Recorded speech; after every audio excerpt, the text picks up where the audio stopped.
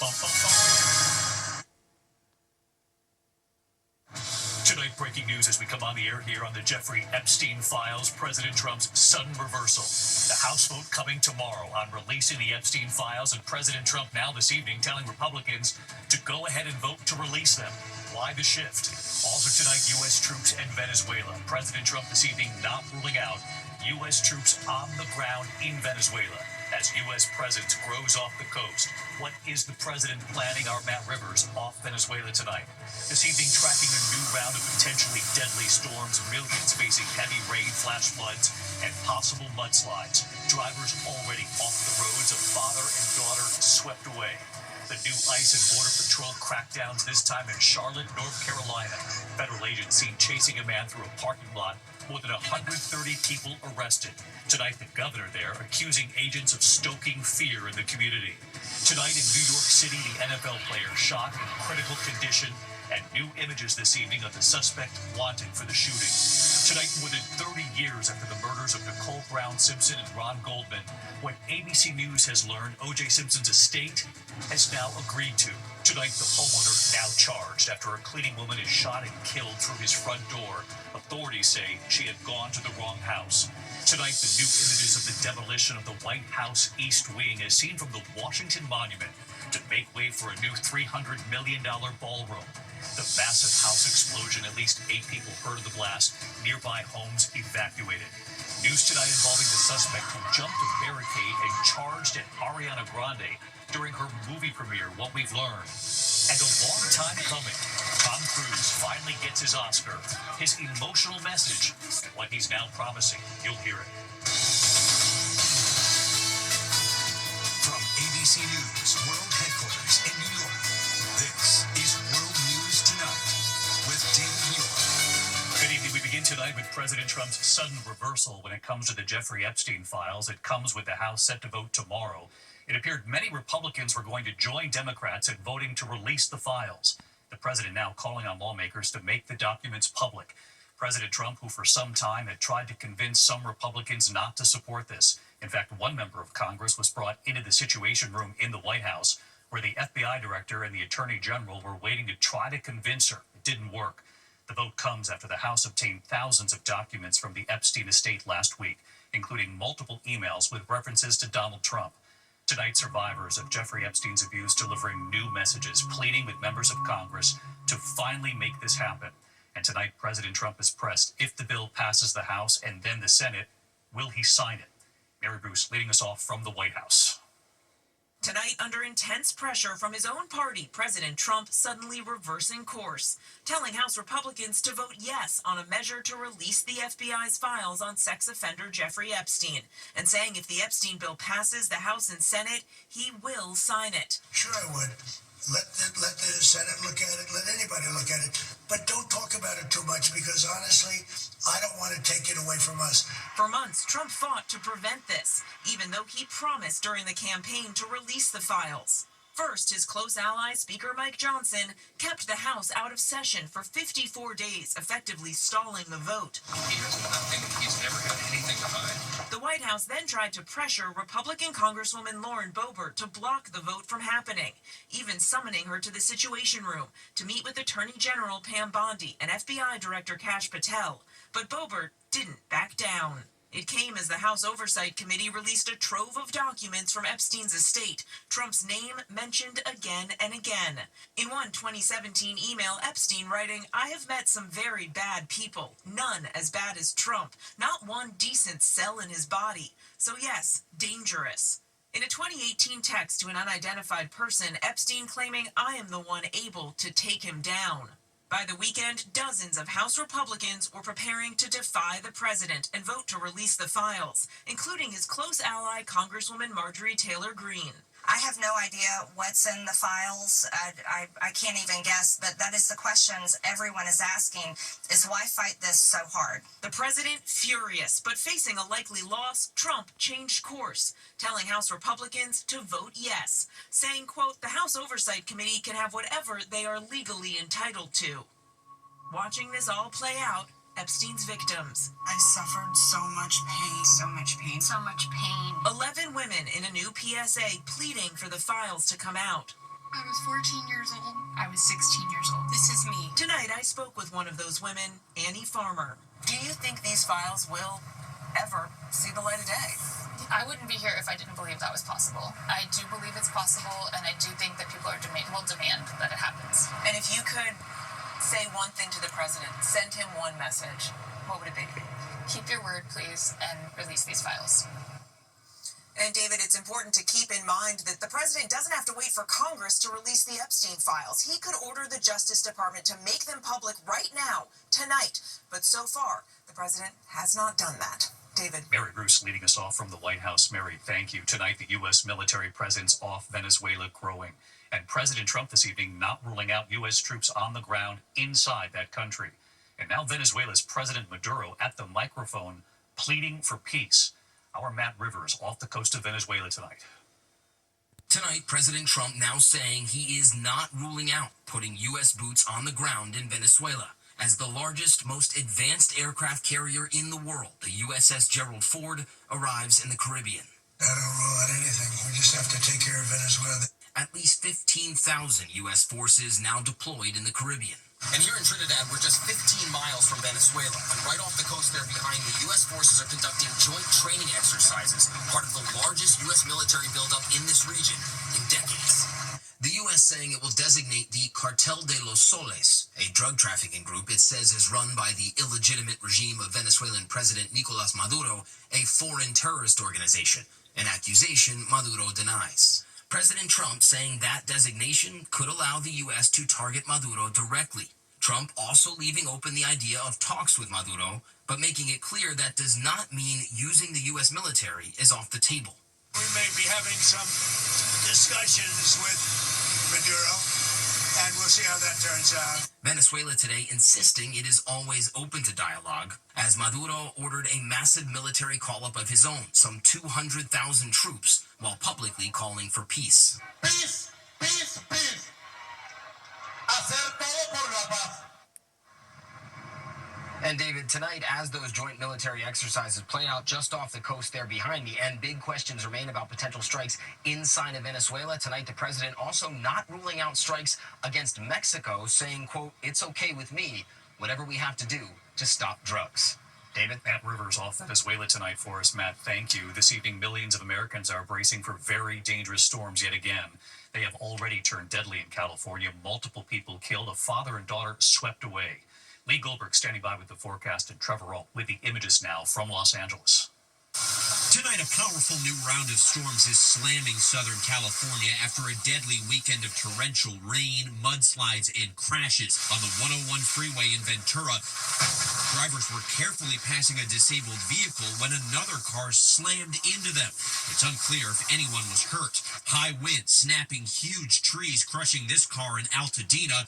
This gas station canopy collapsing in San Diego. And in Orange County, firefighters had to rappel down to save this man who told them he'd been swept nearly a mile downstream. Outside Palm Springs, heavy rain turned the desert to mud. More than 24 people had to be rescued from their cars. In the Central Valley, first responders in Fresno rescuing a man who slid off the road down a 100-foot embankment. And along the Central Coast, authorities in Monterey County found the body of a 7-year-old girl Sunday. She was swept away by a massive wave on Friday. Her father died trying to save her. And David, some parts of Southern California could get another 2 inches of rain just today, threatening more mudslides, flash floods, and dangerous driving. David. A rare sight behind you there in Los Angeles. Trevor, thank you. Let's get right to Chief Meteorologist Lee Goldberg from WABC. Lee? David, the rain picking up again tonight from Bakersfield into LA. It's one more round. This one, thankfully, a quick hitter, just a few hours. But we're talking about this oversaturated ground, so still could have some flash flooding. Thankfully, by tomorrow, the storm is moving inland, just showery in Southern California. But flood watches in the desert southwest, and that includes Las Vegas. An inch or two could cause flash flooding. Through the rest of the week, a break Wednesday and another storm Thursday and a Friday brings additional rain and mountain snow. In the Northeast, it's been blustery all weekend. Wake up wind chills in the 20s tomorrow morning. Thankfully, the wind eases over the next couple of days. David? Lee Goldberg tonight. Lee, thanks as always. Now to a new immigration crackdown, this time in Charlotte, North Carolina. Tonight, more than 130 people have been arrested. Federal agents seen chasing a man through a parking lot. ABC's Faith Abube is in Charlotte for us. Tonight, growing fear and outrage across Charlotte, North Carolina after Border Patrol agents descended on the city, arresting at least 130 people in the latest illegal immigration crackdown. On day 3 of Operation Charlotte's Web, agents seen chasing a man through the shopping center parking lot. Why are you running after him? That man appearing to get away. The Department of Homeland Security says all those arrested broke U.S. immigration laws and some have violent criminal records or have removal orders. But city leaders and the governor criticizing the tactics of federal agents. This is not making us safer. It's stoking fear and dividing our community.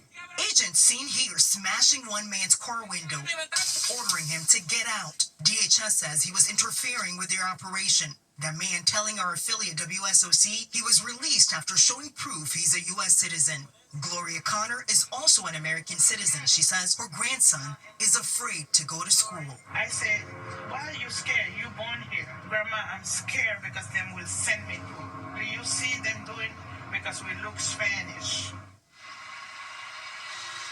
And David, New Orleans could be the next Democrat-led city to see this kind of immigration crackdown. Hundreds of federal agents could be on the ground by the end of this week. David. Faith Abube with the Charlotte skyline there behind her. Thank you. In New York City tonight, an NFL player for the Jets has been shot. He's now in critical condition. Tonight, police releasing new images of the suspect. Here's Aaron Katursky. Tonight, an urgent search for this man in connection with the shooting of New York Jets cornerback Chris Boyd on a Midtown Manhattan street blocks from Times Square. It was just after 2 a.m. Sunday when the NYPD found Boyd, seen here, critically wounded outside a trendy night spot popular with celebrities and athletes. He was shot through the stomach, the bullet lodged in his right lung. Police say the suspect was with a different group that got into some kind of scuffle with Boyd's group. Police sources tell ABC News detectives are looking into whether the dispute started after someone tried to steal Boyd's necklace. Boyd has played in the NFL since 2019 with the Vikings, Cardinals, and Texans. He signed with the Jets earlier this year but has not played because of a shoulder injury. Tonight, his teammates are hoping for a speedy recovery. There's been a lot of answered prayers. It's a blessing to know that he's in stable condition, surrounded by his family, with a lot of support around him. I can't wait to see his smiling face again. Boyd is stable tonight, David. Police sources tell us he was with other Jets players at the nightclub. Tonight, his teammates are calling him a fighter. David? Aaron Katursky tonight. Aaron, thanks. Now to the O.J. Simpson case. More than 3 decades after the murders of Nicole Brown Simpson and Ron Goldman, ABC News has learned tonight that O.J. Simpson's estate has agreed to pay $58 million to the Goldman family. Here's Pierre Thomas. Tonight, more than 30 years after the murders of Nicole Brown Simpson and Ron Goldman, the painful saga showing hints of accountability. Attorneys for O.J. Simpson's estate finally agreeing to accept a nearly $58 million claim from the Goldman family. The Goldman family saying in a statement, the acceptance of the claim is a positive acknowledgement of the debt, but noting it does not constitute payment. And tonight there are serious questions about how much money the Goldmans will actually receive. The murder of Nicole Brown Simpson and Ron Goldman and the prosecution of O.J. Simpson are part of American lore. After what was called the trial of the century, Simpson was acquitted of killing the two in 1995. Orenthal James Simpson not guilty of the crime of murder. But 2 years later, he was found liable for their deaths in a civil lawsuit. It's a double murder. He's a vicious double murder. But despite that verdict, little money has flowed from the Simpson estate, and Simpson's attorneys have claimed that his estate is in massive debt. It's not realistic to think that that judgment is going to be satisfied even substantially. So, David, all these years later, the Goldman family has been waiting for some measure of justice, but we still don't know if O.J. Simpson will ever fully, truly pay, at least monetarily. Wow, a long time coming, Pierre. Thank you. Good to have you in person. To the other news tonight, the FAA lifting those flight restrictions imposed during the shutdown, with Thanksgiving, of course, now coming. Air traffic controllers back at work. The FAA no longer reducing flights at 40 major airports across the U.S. Meantime, tonight, the Trump administration has halted a proposal from President Biden that would have required airlines to compensate passengers for flight delays or cancellations. When we come back tonight, news this evening on the man who charged at Ariana Grande in a moment here. Also, the homeowner now charged after a cleaning woman, a mother of 4, was shot and killed through the front door. She had gone to the wrong home. The massive home explosion tonight, we have learned of multiple injuries, many homes in the area evacuated. And finally, Tom Cruise has won an Oscar. And tonight, after decades of iconic roles, his emotional message and his promise tonight. You'll hear it in a moment.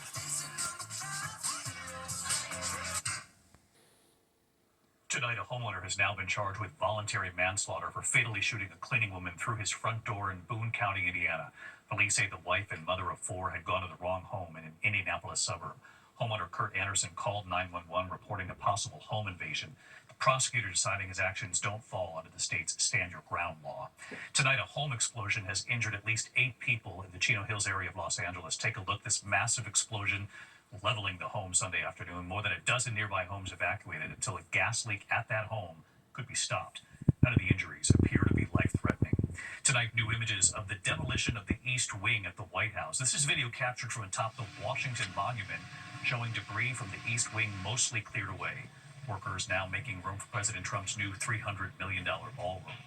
When we come back tonight, a long time coming, Tom Cruise with his first Oscar, his emotional message, and what he promised in a moment. To the index tonight, the man accused of charging at Ariana Grande at a movie premiere has been sentenced to 9 days in jail now. 26-year-old Jason Nguyen pleaded guilty in Singapore for the incident, jumping a barricade, throwing his arms around her. Her Wicked co-star Cynthia Erivo pushing him off. And the Oscar finally goes to Tom Cruise and the Dolly Parton. The Academy awarding an honorary Oscar to 4-time nominee Tom Cruise. He had an emotional message. And I want you to know that I will always do everything I can to help this art form, to support and champion new voices, to protect what makes cinema powerful, and, hopefully without too many more broken bones. That would be nice. Actress Lily Tomlin presenting the Jean Hersholt Humanitarian Award to her friend Dolly Parton. Parton, who couldn't be there, accepting in a video message saying growing up in a home with 12 kids and very little, that she learned from her parents, the more you give, the most blessings come your way. Actress and choreographer Debbie Allen and production designer Wynn Thomas were also honored. When we come back tonight, the beloved park destroyed by the LA wildfires, the new effort tonight to bring it back better than ever. Finally tonight here, America Strong, the beloved park destroyed by the LA fires. Tonight, Disney and the extraordinary effort to bring it back. Here's Will Reeve. Tonight in Altadena, California, the extraordinary efforts to help this community rebuild after the devastating LA wildfires just 10 months ago. The empty lots, the charred ruins, but also the signs, Altadena Strong. What they call the heart of the community, Charles White Park, was destroyed in the fires. And tonight, a major new announcement from Disney, ABC's parent company, investing $5 million to bring the beloved park back to life. LA County Supervisor Catherine Barger represents Altadena. Disney's role has been incredible. I mean, many of their employees lost their homes up here, and they recognize the value in giving back. What will a rebuilt Charles White Park mean to this community? It's going to mean hope. I want people to know that there is hope and that we're not going to give up. This is the main area where the playground will be kind of... Emily Dow is the lead Disney Imagineer on this massive reconstruction effort. I hope that we inspire the joy that returns to the community, but also the imagination and the creativity it will take to bring Altadena back. Reimagining the park, adding a sports field, an amphitheater, a new community center, and a state-of-the-art playground. This was a playground and it burned down. It burned down. Rebuilding. And we're rebuilding and making it bigger, and then we're actually adding a splash pad into this area, so you can go directly from like the playground into the splash pad. Hot, cool off. Exactly. This new multi-million-dollar investment is part of Disney's $15 million donation in the aftermath of the fires. And tonight, the helpers telling us they'll be here through it all. Soon enough, this park will be filled with people in this community enjoying it as it is meant to be. Yeah, with the donation from Disney and the community coming together, I think it has really become a possibility to get this back in action as quickly as possible. Yeah. And David, we saw it driving around this community. Still so much need, but also so many signs of hope as they rebuild, including right here at this park where groundbreaking is expected early next year. David? All right, Will, thanks so much. We can't wait to see the children and the families back in that park. I'll see you right back here tomorrow. Good night.